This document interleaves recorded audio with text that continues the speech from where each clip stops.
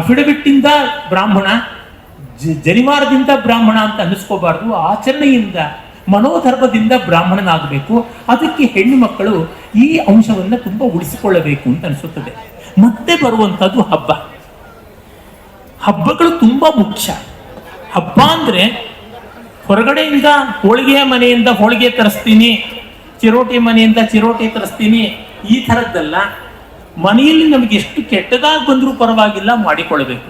ನಿಮಗೆ ಒಳ್ಳೆ ಚಿರೋಟಿ, ಒಳ್ಳೆ ಹೋಳಿಗೆ ಇನ್ನೊಂದು ದಿವಸ ಬೇಕಾದ್ರೆ ಹೋಟ್ಲಿಗೆ ಹೋಗ್ತೀನಿ, ತೊಂದರೆ ಇಲ್ಲ. ಆದರೆ ಹಬ್ಬದ ದಿವಸ ನಾವು ನಮ್ಮ ಮನೆ ಮಂದಿಯನ್ನು ಸೇರಿಸ್ಕೊಂಡು ನಾವು ಅಡುಗೆ ಮಾಡಬೇಕು. ನಮ್ಮದು ನಮಗೆ ದೊಡ್ಡದು, ಅದು ಬಹಳ ಮುಖ್ಯ. ದೇವರಿಗೆ ಬೇಕಾದಷ್ಟು ಜನ ಪೂಜೆ ಮಾಡ್ತಾರೆ ಅಂತ ನಾವು ನಮ್ಮ ನಮಸ್ಕಾರ ಸಲ್ಲಿಸದೇ ಇರ್ತೀವ. ಹೀಗಾಗಿ ಹಬ್ಬದ ದಿವಸವಾದರೂ ನಾವು ಹಬ್ಬದ ಅಡಿಗೆ ನಮ್ಮ ಮನೆಯದಾಗಬೇಕು. ನಾವು ಮಾಡಿದ್ದು ನಮ್ಮ ದೇವರಿಗೆ ಪ್ರಿಯ. ನಮ್ಮ ಜಠರದಲ್ಲಿಯೇ ದೇವರಿದ್ದಾನೆ. ಅಹಂ ವೈಶ್ವಾನರೋ ಭೂತ್ವ ಪ್ರಾಣಿನಾಂ ದೇಹಮಾಶ್ರಿತ ಅಂತ ಪರಮಾತ್ಮ ಹೇಳಿದಾನಲ್ಲ. ಹೀಗಾಗಿ ಹಬ್ಬಗಳನ್ನು ಮಾಡಬೇಕು. ಮತ್ತೆ ಆ ಹಬ್ಬಗಳಲ್ಲಿ ಮನೆ ಮಂದಿ ಸೇರಬೇಕು. ಇದು ಬಹಳ ಮುಖ್ಯ. ಇವೆಲ್ಲ ಬೇರೆ ಮಿನಿಮಮ್ ಅಂತೀವನ್ನೆಲ್ಲ ಆ ರೀತಿಯಾದದ್ದು ಮಾಡಿಕೊಳ್ಬೇಕು. ಹೀಗೆ ಆಚರಣೆಗಳು ಬರ್ತವೆ. ವರ್ಷಕ್ಕೆ ಒಮ್ಮೆಯಾದರೂ ಯಾವುದಾದ್ರೂ ಒಂದು ಪುಣ್ಯಕ್ಷೇತ್ರವನ್ನು ನೋಡಬರ್ಬೇಕು.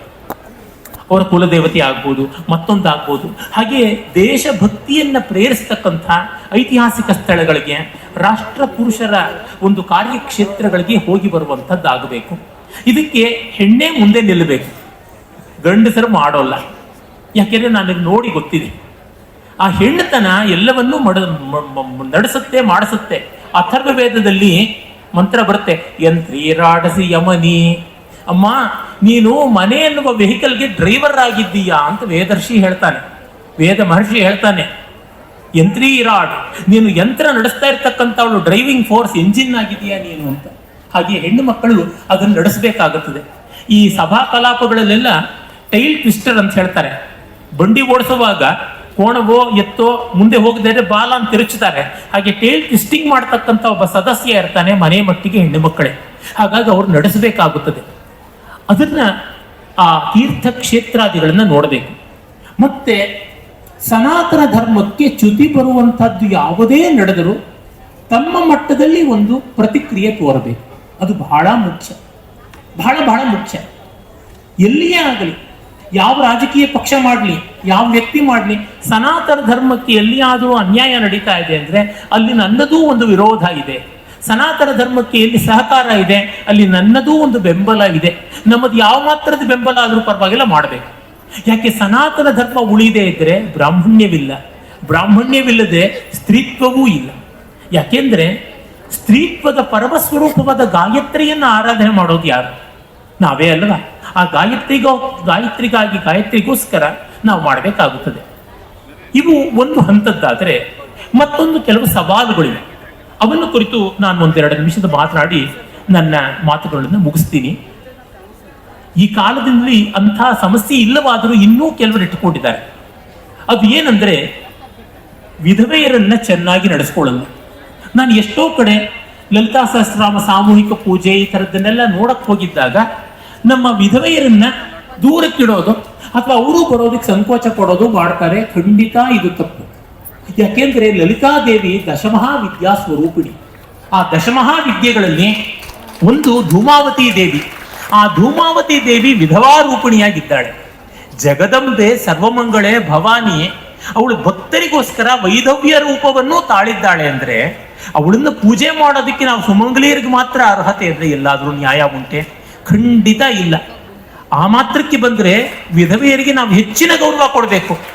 ಯಾಕೆಂದ್ರೆ ಅವ್ರು ಪತಿವ್ರತಿಯರಾಗಿ ಬಾಳಿ ಗಂಡನಿಗೆ ಸೇವೆ ಮಾಡಿ ಅವನಿಗೆ ಸದ್ಗತಿ ಕೊಟ್ಟು ಮಕ್ಕಳನ್ನ ಮುಂದೆ ತಂದು ಮೊಮ್ಮಕ್ಕಳನ್ನ ನೋಡ್ಕೊಳ್ತಾ ಋಷಿಗಳಂತೆ ಬಾಳ್ತಾ ಇದ್ದಾರೆ, ತಪಸ್ವಿನಿಯರಾಗಿದ್ದಾರೆ. ರಾಮಾಯಣದಲ್ಲಾಗ್ಲಿ ಮಹಾಭಾರತದಲ್ಲಾಗ್ಲಿ ಎಲ್ಲಿಯೂ ಈ ಹೆಣ್ಣು ಮಕ್ಕಳನ್ನ ದೂರ ಇಟ್ಟಿದ್ದು ನೋಡಿಲ್ಲ.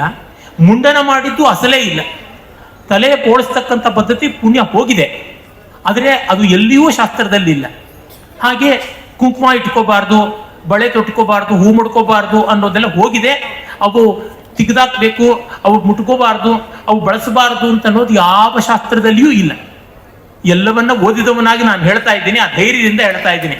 ಯಾರಾದರೂ ಆಕ್ಷೇಪ ಮಾಡೋದಿದ್ರೆ ನನಗೆ ಕಳಿಸಿ, ನಾನು ಅವ್ರು ವಿಚಾರಿಸ್ಕೋತೀನಿ. ಇದಕ್ಕೆ ಯಾರನ್ನೂ ನಾನು ಲೆಕ್ಕಕ್ಕಿಡೋದಿಲ್ಲ. ಮಾಂಗಲ್ಯ ದ್ರವ್ಯಗಳು ಅಂತ ಯಾವುದಿವೆ ಅವು ಸ್ತ್ರೀಯರ ಜನ್ಮ ಹಕ್ಕುಗಳು. ಹೀಗಾಗಿ ಯಾರೂ ಕೂಡ ವಿಧವೆಯ ಸಧವೆಯ ಅಂತನ್ನುವ ಪ್ರತ್ಯೇಕ ಭಾವ ಇಲ್ಲದೆ ಎಲ್ಲರನ್ನೂ ಗೌರವಿಸಬೇಕು. ಅದೇ ರೀತಿ ಕೆಲವರಿಗೆ ಇನ್ನೂ ಒಂದು ತಪ್ಪು ಕಲ್ಪನೆ ಇದೆ. ಮಕ್ಕಳಿರ್ತಕ್ಕಂಥವಳೇ ಗೌರವನೀಯಳು, ಮಕ್ಕಳಿಲ್ಲದೆ ಇರೋವನ್ನ ಕೆಲವಕ್ಕೆ ಬಳಸ್ಕೋಬಾರ್ದು ಅಂತ. ಅದು ತುಂಬಾ ತಪ್ಪು. ಮಕ್ಕಳಿಲ್ಲದೆ ಇರೋದಕ್ಕೆ ಯಾವುದೇ ಪಾತಕ ಇತ್ಯಾದಿಗಳ ಕಾರಣವಲ್ಲ. ಮತ್ತೆ ಗಂಡನಿಗೂ ಅಷ್ಟೇ ಆಕ್ಷೇಪ ಮಾಡಬೇಕು, ಅದು ಮಾಡ್ತಾರೆಯೋ ಇಲ್ಲ. ಬಂಜೆ ಅನ್ನೋ ತರ ಕನ್ನಡದಲ್ಲಿ ಬಂಜ ಅನ್ನುವ ಶಬ್ದ ಇದೆಯಾ? ಇಲ್ಲ. ಗಂಡಸರು ಮಾಡಿಕೊಂಡಿದ್ದು, ಅದಕ್ಕೆ ಈ ಕಪಟ ಮಾಡಿದ್ದಾರೆ. ವಸ್ತುತಃ ಸಂತಾನಂ ಸಪ್ತಧೋಚ್ಯತೆ ಅಂತ ನಮ್ಮ ಧರ್ಮಶಾಸ್ತ್ರಗಳು ಹೇಳ್ತವೆ. 7 ಬಗೆಯ ಸಂತಾನ ಅಂತ. ಹೆತ್ತ ಮಕ್ಕಳು ಮಾತ್ರವಲ್ಲ, ಒಬ್ಬ ಒಳ್ಳೆ ಶಿಷ್ಯ ಸಂತಾನ, ಒಂದು ಒಳ್ಳೆ ಗಿಡ ಬೆಳೆಸಿದ್ರೆ ಅದು ಸಂತಾನ, ಒಂದು ಕೆರೆ ಕಟ್ಟಿಸಿದ್ರೆ ಸಂತಾನ, ಒಂದು ಬಾವಿ ಅಗಸಿದ್ರೆ ಸಂತಾನ, ಒಂದು ಒಳ್ಳೆಯ ಗ್ರಂಥವನ್ನ ಬರೆದ್ರೆ ಸಂತಾನ ಅಂತ ಹೇಳಿದ್ದಾರೆ.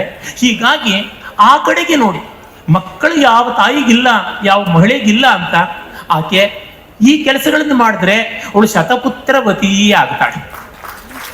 ಇದು ಬಹಳ ಮುಖ್ಯ. ಇನ್ನ ಆಮೇಲೆ ಮತ್ತೂ ಒಂದು ಆಯಾಮಕ್ಕೆ ಬಂದ್ರೆ